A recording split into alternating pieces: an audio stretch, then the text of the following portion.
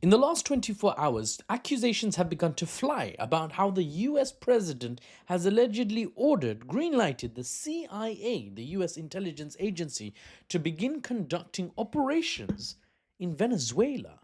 Trump, in typical, damn it, let me start again. Trump, in typical Trumpian style, basically said, yes, I have authorized it.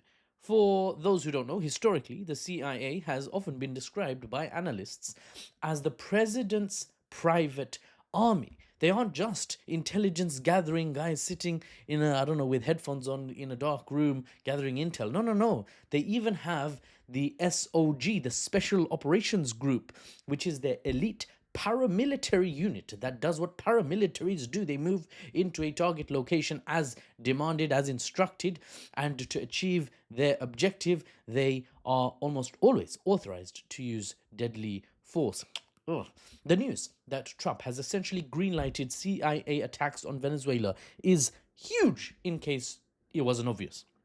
President of the president, sorry, of the South American nation of Venezuela, Nicolas Maduro, mentioned America's long and dark history of CIA-backed regime changes in well globally, really, across the world, and warned that the U.S.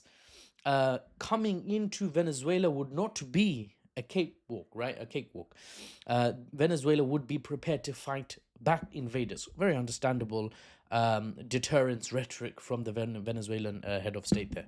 Now, Trump also recently said, paraphrased, we have control of the water with our navy, of course. Now I'm thinking about the land. That's what we call Peter, is this right? Yes, yes. Hegseth, Secretary of War, told me that's what we call a ground invasion. Yes. Now, Trump, sorry, that was a really. Trump Trump's reason for escalating hostilities against Venezuela, what are they? Drugs, apparently, being sent from there to the US, and people. I quote the president directly here. Quote, they have emptied their prisons into the USA, end quote. Sorry, what does he even mean by that? Are Venezuelan prisons in orbit above the US mainland and like milk being poured into cereal? Maduro just empties the prisons into America like milk into a cereal bowl. Like what? Don't you have borders? Don't you have an American border with guards on it? And isn't there water off the coast of Venezuela guarded by the US Navy right now? How are they even going to get to you guys? And if you look at a map, guys, the US and Venezuela don't even share a border. This is Mexico.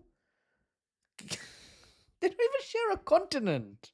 One's in South America, one's in North America.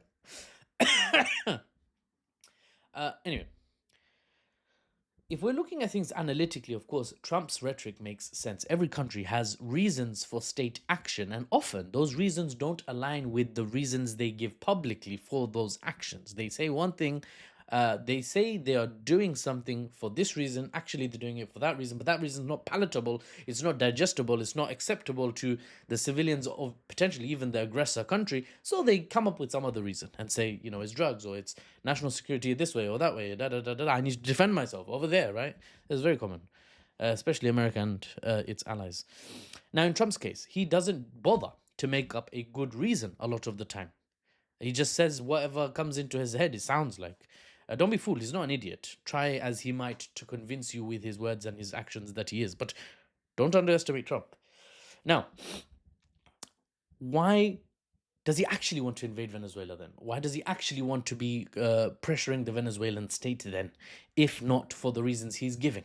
Here's my analytical speculation. 17% of the world's oil reserves are in, oh, who would have thunk it? Venezuela, right? That's more than Saudi Arabia, guys. But of course, they cannot extract all of it yet because their government are not particularly well aligned with the US, and so they don't have the technology and the infrastructure needed to extract their huge oil reserves. More prospecting, more searching for oil, by the way, could lead to even more oil being discovered in Venezuela. And check closely, and you'll find Venezuela actually has been developing their oil infrastructure. Who has been helping them? Who has invested $1 billion in Venezuela's energy industry over the last few years? And the answer is China. China's been helping Venezuela develop its oil extraction infrastructure. The goal being that Venezuela will extract up to 60,000 barrels of oil a day by the end of 2026 under China and Venezuela's oil sharing agreement. A president that wants to give oil profits to his country, look up how Venezuela uses its oil, is really interesting. Um, Not to a handful of corporations like it works in America. A president that uh, wants to distribute the oil wealth. And I'm not supportive or against that. I'm giving you the analysis. I don't want to get into the economics of how best to utilize national resources. That's a whole podcast or YouTube channel by itself.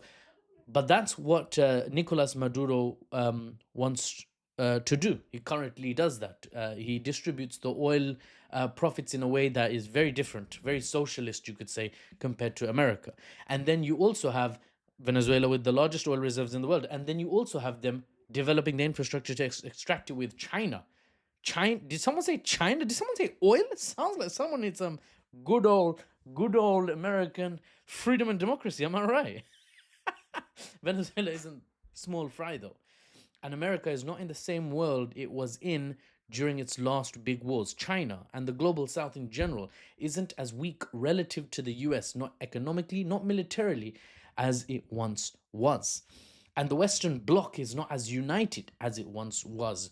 Western Europe and the US and the governments in Asia that align with America, the governments in the Middle East that align with America, the whole relationship, the whole alliance, the umbrella of American power has definitely shrunk and weakened at the periphery.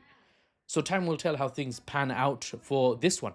And I'll be here to report to you the news, obviously, and the analysis, inshallah, unbiased and without the spin, the stupid spin that you see everywhere. Ladies and gentlemen, I am Mahfouz, and I will see you on the next one. And a sincere request once more, I'm taking these videos, I'm putting them on YouTube. If you want to help me in terms of my monetization of this content so I can bring you more and justify allocating more time to it and actually put some animation budget in so I can actually have graphics and stuff that help explain what I'm talking about and develop a longer form set of content, because I can talk indefinitely. Let's be honest, you know that now. Right? TikTok has restricted me with their 10 minutes. And even then, I've broken free. Loads of my videos on TikTok are like over 10 minutes.